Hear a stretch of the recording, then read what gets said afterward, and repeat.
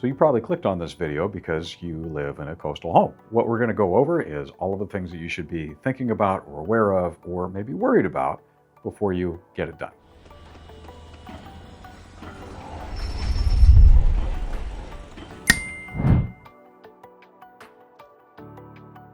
Hi, I'm Jim Singletary. We're going to talk about coastal homes, coastal roofing, and the effects of salt air, which are really good for our health, but really terrible for building materials, as I'm sure you know. Let's dive in.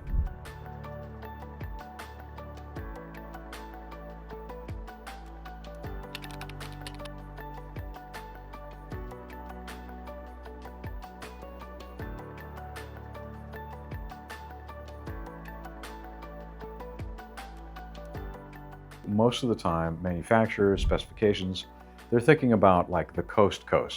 So that's the Oregon coast or the Washington coast, the littoral coast, like out in Forks, where the weather's very different. The Puget Sound is really mild, and we don't get as much salt spray except some particular spots where you just happen to be at that point where all the wind hits you and you know who you are. Here, it's just a little bit more forgiving. At the same time, we want to design for success. If you're a homeowner on the coast and you're looking at getting your roof replaced, you already know a lot of the issues that you're dealing with because you live on the coast. So that salty air leads to salt deposits on and in your roof system, and it tends to dry it out. If you're looking at your asphalt shingle, the shingle itself is going to hold up relatively well on that. It will dry it out. You'll get more moss growth. You'll get more of all those things. But the real issue is the fasteners will degrade faster. That salty air, it will interact with the fasteners or any metallic components in generally a negative way because most of those are based on steel. Steel and salt lead to rust. It will degrade a finish. It will kind of cut through and etch things. What some people do is instead of using the standard nail is they'll use maybe a hot dipped nail, which just means it has a thicker coating of zinc. And it helps, but it's still going to break down pretty quick, depending on how much salt spray you really get on that roof and how much is kind of ambient in the air. Better is, of course, stainless steel. The 316L stainless steel is marine grade, saltwater grade stainless steel. It has more molybdenum in it, and it has a lower carbon content. There's less available to rust, and these are not magnetic anymore. So they're kind of a pain to work with because you can't pick them up with a magnet anymore. You know, that doesn't fit in your nut driver. It always wants to fall out. Like it's kind of a pain. Really, the only correct fastener to use for almost any application is going to be that saltwater grade stainless steel. And in my experience, most people either don't know that. You know, standard roofers just they don't really think about the environment that they're in. They just kind of paint by the numbers. But you need to swap in specialized components for a specialized project. You have your fasteners, we talked about that, but you also have all the edge pieces. So your flashings and your waterproofing wherever the roof is sort of cut, you know, or it's interrupted by something. So those also need to have some extra care. Generally, copper is the right fit. It's difficult to justify the added cost of copper if you're just doing a basic asphalt roof, because that thing's going to be worn out in 25 years anyway.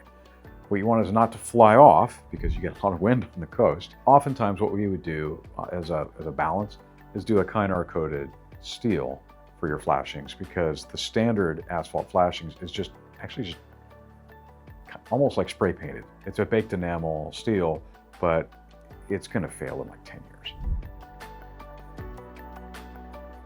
So let's talk about some roof options that may give you more trouble than they're worth on coastal homes. Not because they could never work, but because for the money that you would spend to get it in there correctly, it's better spent somewhere else. So let's talk about steel. So that's typically going to be a stamped panel, and then standing seam metal roof, which is what you would normally see, you know, around town. It's very modern looking. With a high grade finish, those can work. The problem is that their base is steel. And so if there's an imperfection in the installation somewhere, for example, if you use the wrong tool to cut it, that cut edge now doesn't have the finish. If that's going to be at the gutter edge, then all the water and the salt runoff is hitting that edge, and it's just going to get right past the finish and rust out the whole system. One other thing about steel is the warranties on these have fine print in them, and they actually void the finish warranty if it's too close to salt water. It's just perimeter to the salt water. Maybe it's within 1,000 feet or 2,000 feet of salt water, regardless of whether you get salt spray or not. they just don't want to deal with it. It's a good warning sign that it's not the right fit for just about anybody. So steer clear of steel if you're on the coast. Another one that is more trouble than it's worth is tile, but specifically concrete tile. Concrete looks really nice. You may have it on your home already. If you do, you know that the concrete glazing wears off in the rain, and then all of that moisture from the ocean and rain and just general Seattle stuff is going to permeate and saturate that thing, and it's going to grow stuff like crazy. After it's been on there for a handful of years, the glazing's gone, and it's a chia pet.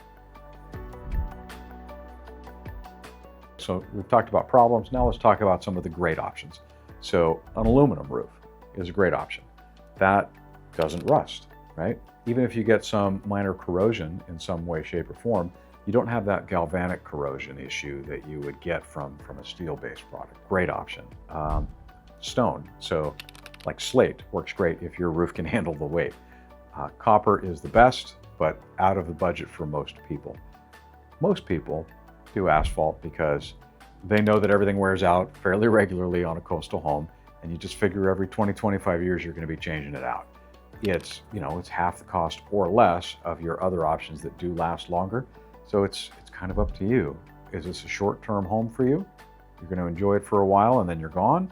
Or is it something that's going to stay in the family, or that you just know you're going to last a while? Why wouldn't your roof do the same? So far, we've talked about things that are at a steep slope. Well, a lot of times if you're on the coast, there's a height restriction on you. You can only build so high, and you may have a flat roof. That's a really important thing not to overlook. So for those, you have torch down, EPDM, TPO, and PVC. All of them can work in a coastal environment. It does, again, come back to the detail pieces. So EPDM is a rubber-based product. It seems to hold up great. TPO is kind of, again, on paper, sounds like it works, but as far as I know, there's not an existing formulation of TPO that's more than like 8 years old. The product category's been around for 40 years, but they keep changing it because it's not working, right? So I'm not a big fan. PVC is the most chemical resistant roofing in that whole group, and it seems to hold up great. It's very hydrophobic.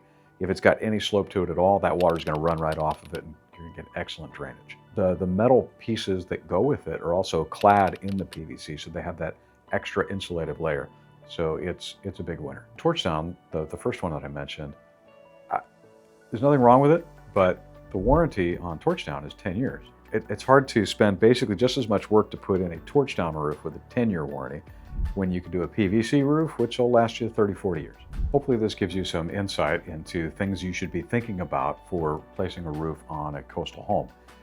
As you can tell, the material is important, but the person selecting that material isn't usually you. It's your contractor. It's really important that you interview what seem to be qualified contractors, but it's really common in the industry these days for people to send out salespeople. They don't know. They just have, this many square feet, this material, this price. What you want to do is interview people and find out if they actually know what they're talking about and they have your best interest at heart. So I recommend that you're very careful when you're interviewing contractors, especially with a coastal home. Thank you for watching. I hope you learned something. And together, we can nail it.